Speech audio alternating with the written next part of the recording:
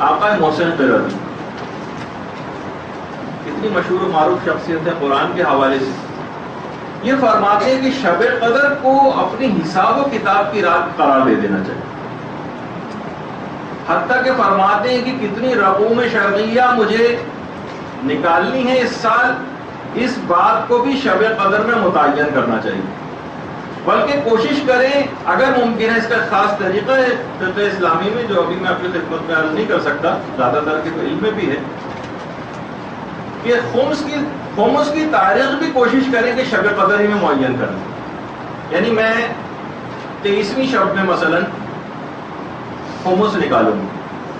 وہ فرماتے ہی ہیں کہ اس سے فائدہ یہ ہوگا کہ جو بھی کام آپ شب قدر میں انجام دیتی ہیں وہ 1000 سے ضرب ہو جاتا ہے، اور 1000 تو محاورے کے اعتبار سے ہو سکتا ہے وہ، ورنہ سمجھیں کہ انفینٹی سے ملٹیپلائی ہو جاتا ہے.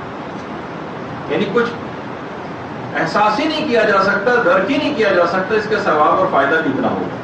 وہ فرماتے ہیں کہ بلکہ کتنا مجھے صدقہ پورے سال دینا ہے، کتنا دینا ہے، یہ بھی کیلکولیشن آپ شب قدر ہی کے اندر کر لیں. مثلا حساب لگا لیں کہ مہینے میں عام طور پر میں 300 سے مثلا 500 روپے صدقہ دیتی ہوں اپنی اپنی حیثیت کے مطابق. یہ آج کی رات آپ ارادہ کر لیں کہ میں اتنا صدقہ دوں گی.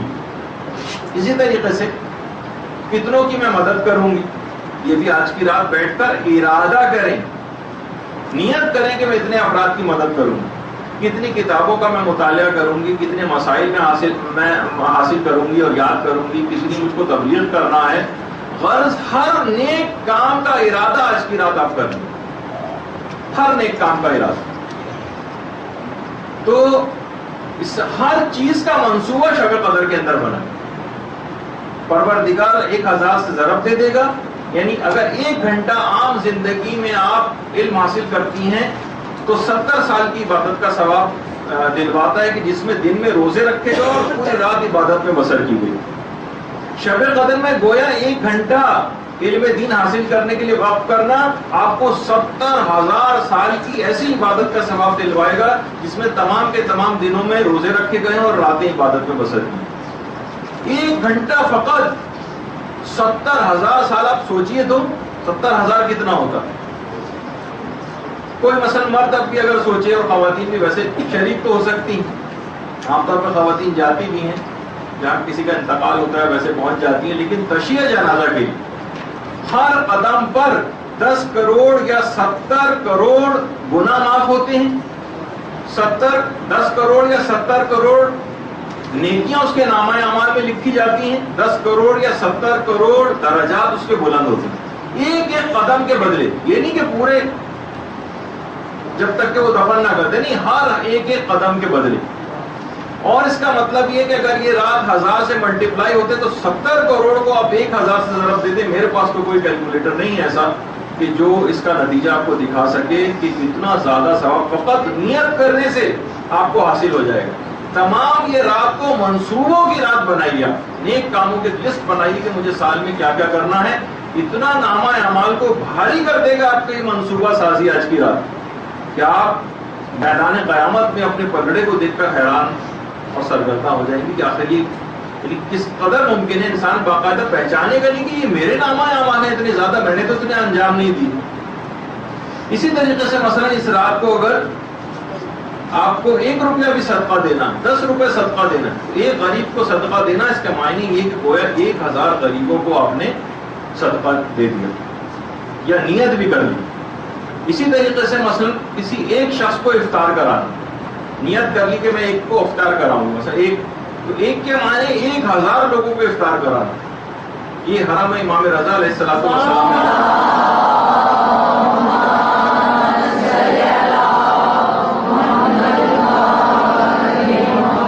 ایک غریب کو صدقہ 1000 غریبوں کے صدقے کے برابر. ایک شخص کی افطار ہزاروں اشخاص کی افطار کے برابر جو ہے اجر و ثواب دلوانے والی. صرف منصوبہ سازی کر اور سنجیدگی کے ساتھ، ایسا نہیں کہ فقط نیت کر کے بیٹھنا اور ڈرنا اس کے بعد کچھ نہیں.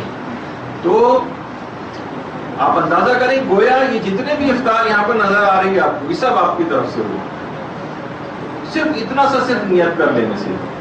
اور یہی وجہ ہے کہ اگر کوئی شخص یہ نیت کرے کہ بھائی اس سال میں دروس اٹینڈ کروں گی مثلا علماء کے، اخلاقیات کے، فقہی مسائل کے، یہ آپ کے سامنے جو ہیں علی پناہ اجتہادی. میں سب سے بڑا اور سب سے بہترین جو درس اخلاق ہے وہ آقا علی پناہ اجتہادی کا ہوا کرتا تھا. کچھ ہی عرصے پہلے ان کا انتقال ہوا. اکثر یہ صرف ممبر پر آ کر بیٹھ جاتے تھے اور بیٹھتے ہی رونا شروع کر دیتے تھے. یہاں تک کہ ان کو روتے دیکھ کر تمام ہزاروں کا مجمع رونے لگتا تھا. یہاں تک کہ آدھے گھنٹے تک اپنے گناہوں پر ندامت کا اظہار کرتے ہوئے پورا مجمع زار و قطار رو کر گریہ ازاری کرتا تھا. یہاں تک کہ کچھ کہے بغیر ہی وہ مجلس ختم ہو جاتی. آقا علی پناہ اجتہادی. تو اگر کوئی شخص یہ کہے کہ جناب میں جو ہے اس رات میں نیت کرے کہ میں کوئی علماء کے دروس اٹینڈ کروں گی، اب تو کیسٹس کے ذریعے بھی ممکن ہے، اگر فزیکلی کسی جگہ جانا ممکن نہیں ہے تو آپ لائیں، گھر میں سنیں. اپنے آپ کو، اپنی اخلاقیات کو درست کرنے کی انسان کو ہمیشہ فکر کرتے رہنا چاہیے. کیونکہ بعض اوقات یہاں پر مدرسے میں اگرچہ یہی سب چیزیں سکھائی جاتی ہیں، لیکن پھر بھی ایک الگ سے ایک درس اخلاق کا جو مکمل ایک درس اخلاق ہو اور علماء کی زبانی ہو، علماء بعمل کی زبانی، وہ آپ لائبریری سے لا کر سنیں تو آپ اپنے اندر بہت تبدیلی محسوس کریں. تو یہ ضرور. اچھا، اسی طریقے سے اگر آج کی رات کسی بھی ظالم پر نفرین کرنا تو گویا ایک ظالم سے اظہار برات کرنا اور اس پر نفرین کرنا 1000 ظالموں کے خلاف نفرین کرنے کے برابر. اور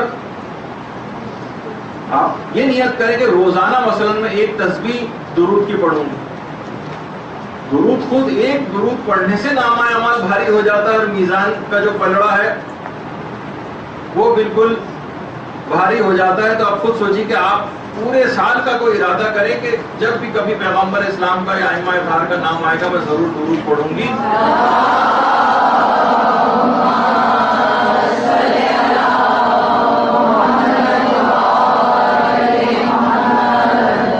نیت کریں باقاعدہ کہ میں پورے سال پردے کی انتہائی سخت پابندی کروں گی. ایران کے اندر باقاعدہ ہفتہ منایا جاتا ہے، حجاب کا ہفتہ، اس کو خوشیوں کا دن قرار دیا جاتا ہے. فخر کا اظہار کرتی ہیں عورتیں کہ ہم باحجاب.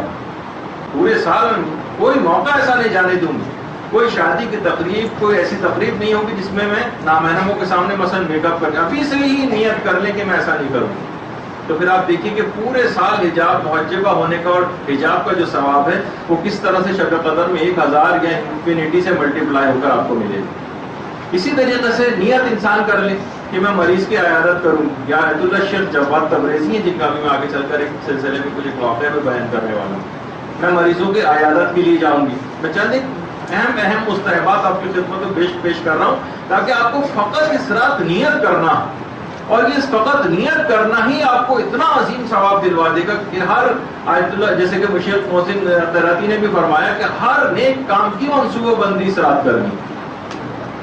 عیادت کے لیے جانا یہ کتنا عظیم ثواب. اسی طریقے سے زیارت قبور کے لیے جانا. ایران میں آپ دیکھیں کہ لوگ اس طرح سے عادی ہیں کہ مثلا کوئی اگر موٹر سائیکل پہ اپنے آفس بھی جا رہا ہے تو جاتے جاتے وہ قبر پہ ہاتھ رکھ کے مثلا انا انزلنا پڑھتا ہوا جا رہا. خواتین ان کا بھی جانا بہرحال حرام نہیں ہے، قبرستان وغیرہ خواتین بھی جا سکتی ہیں اور ایران میں جاتی ہیں.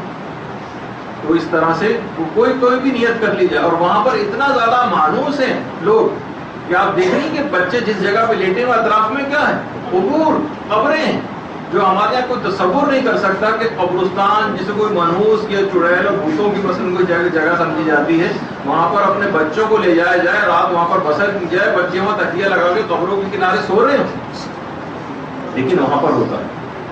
خواتین اس طریقے سے قبور کے پاس جا کر تلاوت قرآن کرتی ہیں، اپنے اعزاء و اقارب کے قبور کے پاس. باقاعدہ کسی سے میں نے سنا تھا کہ گلگت و بلتستان میں کوئی گاؤں ہے کہ کوئی مرنے والا جو بھی ہوتا ہے 3 دن تک لوگ خیمہ لگا کے اس کی قبر کے پاس بیٹھتے ہیں، اس کی قبر کے اطراف میں، اور مسلسل 3 روز تک مسلسل تلاوت قرآن کرتے رہتے ہیں. لوگ باقاعدہ باریاں لگاتے ہیں کہ کوئی وقت ایسا تعطل نہ ہو کہ جو 3 دنوں تک مسلسل قرآن کی تلاوت جو ہے وہاں پر کرتے رہتے ہیں. تو آپ خود سوچیے کہ عذاب قبر اور اس کا کیا سب ختم ہو جائے گا، اور یہ اگر نعمت کسی کو اس طرح سے حاصل ہو جائے. خواتین اس طریقے سے جاتی ہیں. تو نیت بھی اگر کر لیجیے بہت سے نیک کاموں کی تو بہت اہم آپ کے لیے نامہ اعمال کو وزنی کرنے کا عمل بنے گا.